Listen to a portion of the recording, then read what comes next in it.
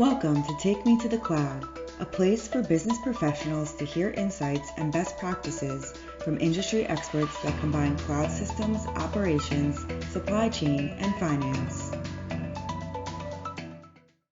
Hi, everyone. Thanks for joining this edition of the Take Me to the Cloud podcast presented by Withum. This is Tom Burns on the management consulting team here at Withum.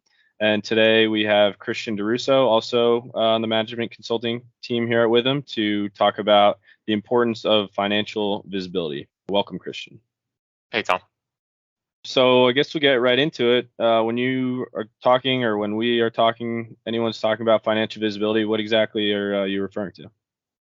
So financial visibility really refers to the extent to which a company can estimate its future performance, aka essentially the ability to forecast, which stems from how well their data and analytics are being used. For example, companies that are confident in their data and predictions have full visibility and have the tools available to generate accurate forecasts for the future of their business. This is really highly desirable, and while companies that have difficulty with their data and little insight into their future performance have low visibility, that essentially means that they're operating more on the near term and don't really think about or do demand planning, kind of anything that is necessary to get ahead of the overall kind of curve within the business. Okay, so if I'm a leader of a business, why should I be kind of keeping it top of mind? Why is it really important? So it's important overall to have good visibility in the organization because it helps management better run the company. So capturing real-time data is vital to having high visibility within an organization. Without the ability to capture and analyze this data, essentially it's like a snapshot of your current performance, and you can use that to gain insight on what your future performance will be. But without that insight and that snapshot, it really makes it impossible to make informed business decisions. So this is really the difference between being proactive and reactive in your overall management and business decisions. And while this essentially comes from day-to-day operations in the thick of it, management can get ahead of the game and be proactive by kind of seeing incoming trends and working with the overall data analytics to make their lower level managers and on the floor staff more prepared for what's to come in the future.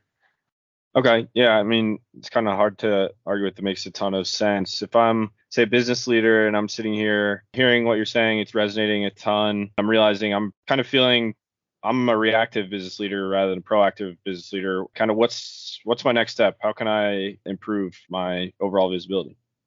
So one of the best ways to improve and kind of transition from being more reactive to proactive is to try to set your expectations and build budgets, for example. So when you work with like the management team and team leaders to establish a budget for the organization, you can break this down by anything from divisions to functional areas or even by product. And when you are able to kind of look at this by metric and by each functional area, you can really start to see where your business is being successful and what areas that it's kind of needs more help with. And that's kind of where you can choose to export more capital and really go through and help look at these on a more frequent basis. Like I would suggest, like if you have an overall kind of quarterly management meeting, to kind of get this down, look at it monthly with your team leaders rather than just yearly or quarterly.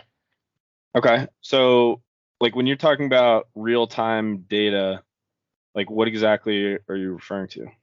So one example is really like capturing your spend and spend management. So in order to make better financial decisions, your organization needs to capture spend accurately and in real time. This enables your organization to really monitor your cash flow, identify any abnormalities in overall spending. So for example, like using a cloud-based expense reporting tool will make this process simple and easy for all employees and mitigate the amount of data manipulation and time spent gathering the information from each of these departments.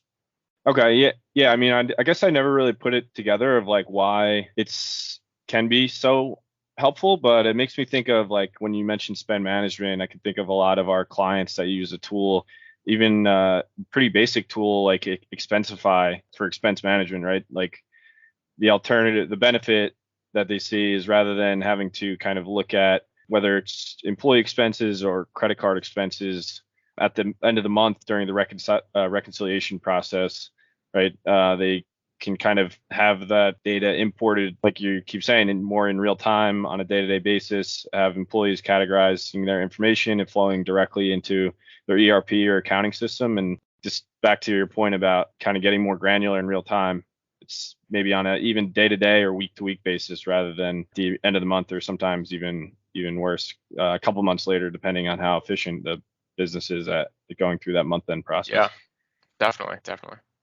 Cool. So anything more you have to add on the visibility front? Yeah, in essence, the more visibility you have into your business, the more prepared you are to make fast decisions and act strategically in any circumstance. So I would say this is definitely very important to management level and should be kind of considered earlier rather than later in a business life cycle. Yeah, for sure. I mean, back to what I mentioned before, but everything you said, it's pretty hard to argue with, and I'm sure it'll resonate with a lot of people listening to this. And really appreciate it. Really helpful, insightful stuff, and appreciate you joining today. Great. Thanks, Tom. You've been listening to Take Me to the Cloud. Thanks for joining us. Don't forget to subscribe to be alerted of new episodes. For more information, visit withum.com.